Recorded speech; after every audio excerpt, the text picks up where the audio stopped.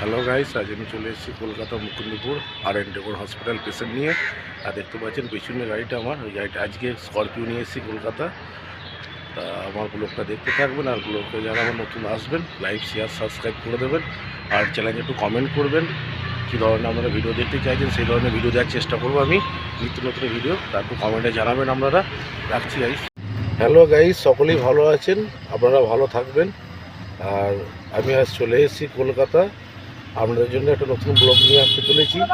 আজ কলকাতা কোন জায়গায় এসেছি দেখাবো ভিডিওর মাধ্যমে আপনাদেরকে।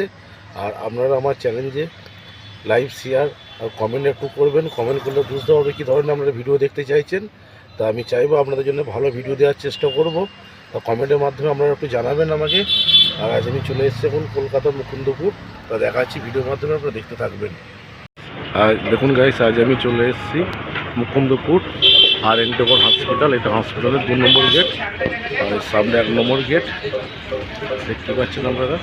আর সকালে চলে এসেছি বেরিয়ে গাড়ি নিয়ে, পেশেন্ট নিয়ে এসেছি। এটা দেখাচ্ছি আপনাদেরকে। আর এটা মুকুন্দপুরের রাস্তার সামনে টোটো স্ট্যান্ড, সামনের গেটে এখান থেকে টোটো পেয়ে যাবেন।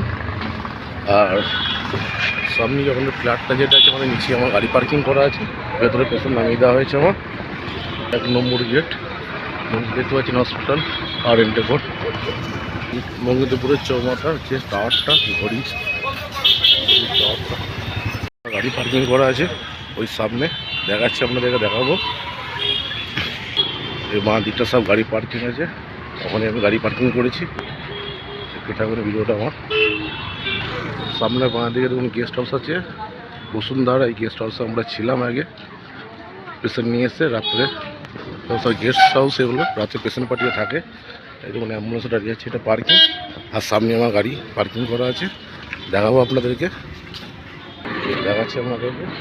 আর সব এগুলো সব গেস্ট হাউস, সব থাকা রাত্রে পেশেন্ট পাঠিয়ে। এখানে খাওয়ার স্টল আছে, চাইনিজ স্টল। এটা সমাধান গেস্ট হাউস ওনার দিকে ওটা। আর সামনে মা অন্নপূর্ণা হোটেল আছে, হোটেলটা আমরা খাই। পরেই আছে দেবী গেস্ট হাউস।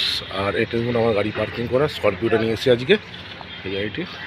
আর পেছনেই আছে মণিপাল হসপিটাল, দূরে ওইটা দেখতে পাচ্ছেন মণিপাল হসপিটাল। এখানেও মণিপাল হসপিটাল হয়ে গেছে মুকুন্দপুর, এখন কলকাতা মুকুন্দপুরে। পুরোটা এখন